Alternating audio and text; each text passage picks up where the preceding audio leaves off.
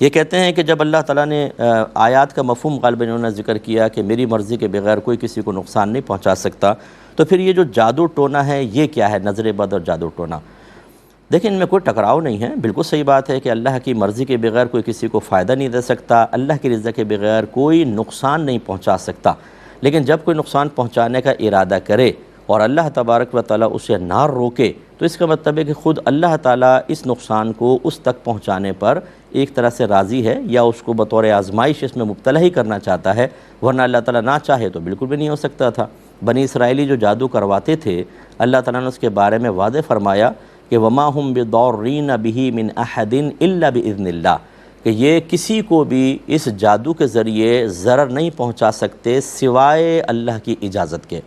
تو پس اگر کسی نے جادو کروایا، اگر اللہ نہیں چاہے گا، اللہ کا ارادہ ازلی یہی ہے کہ یہ جادو کا اثر اس تک نہ پہنچے، لاکھ جادو کروائیں کچھ بھی نہیں ہوگا،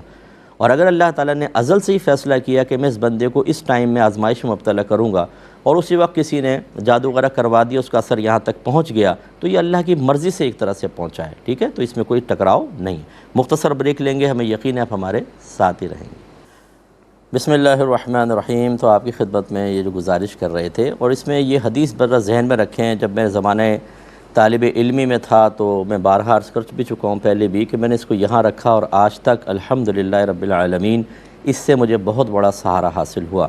نبی کریم صلی اللہ علیہ وسلم نے حضرت ابن عباس رضی اللہ تعالی عنہما سے ارشاد فرمایا کہ اے ابن عباس، اگر ساری دنیا تجھے نفع پہنچانے پر جمع ہو جائے تو اتنا ہی نفع پہنچا سکتی ہے جتنا اللہ نے تیری قسمت میں لکھا، اور اگر یہ سارے لوگ تجھے نفع پہنچانے پر مجتمع ہو جائیں، نقصان پہنچانے پر مجتمع ہو جائیں، تو اتنا ہی نقصان پہنچا سکتے ہیں جتنا اللہ نے تیری قسمت میں لکھ دیا۔ اس کا مطلب ہے کہ کوئی اللہ کی مرضی کے بغیر نقصان نہیں پہنچا سکتا۔ اچھا، مرضی کا لفظ جب ہم استعمال کرتے ہیں تو دو چیزیں ہوتی ہیں، ایک یہ کہ اللہ تعالیٰ اس میں رکاوٹ نہیں بنے گا،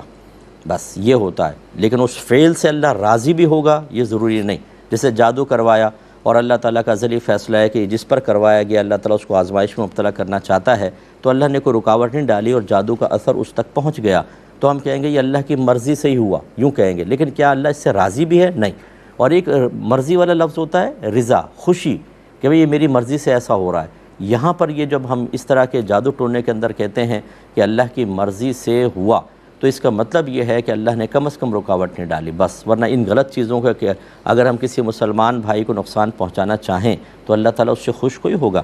اور دوسرا اس کے جسٹ اپوزٹ کہ اللہ کی مرضی سے ایسا ہوا، یہ اس میں خاص طور پہ آپ کہہ سکتے ہیں کہ جس میں کسی نے کچھ کروایا اور اس کا اثر نہ پہنچ سکا، تو اس کا مطلب ہے اللہ تعالیٰ کو یہی محبوب تھا کہ اس کا مسلمان بندہ، اس کا فرما بردار بندہ اس نقصان سے محفوظ رہے، تو اللہ تعالیٰ نے اس کو اثر کو یہاں تک نہیں پہنچنے دیا۔ تو امید ہے کہ آپ سمجھ گئے ہوں گے، جادو ٹونا اپنی جگہ حق ہے، نظر بد بھی حق ہے، لیکن یہ اپنا اثر اسی وقت کریں گے جب اللہ تعالیٰ درمیان سے رکاوٹوں کو ہٹا دیتا ہے۔ اللہ کی مرضی کے بغیر کچھ بھی نہیں ہو سکتا، لہٰذا خواہ خوفزدہ ہونے کے بجائے، اور جو لوگ کروا رہے ہیں ان سے خوفزدہ ہونے کے بجائے اللہ کی طرف قلبی میلان رکھیں۔ وہ ذات چاہے گی پوری دنیا آپ کے دشمن ہو جائے، ایک بال بھی نہیں توڑ سکتے آپ کا، یہ آپ اپنا اعتقاد مضبوط رکھیے۔ یہ بہن کہتی ہیں کہ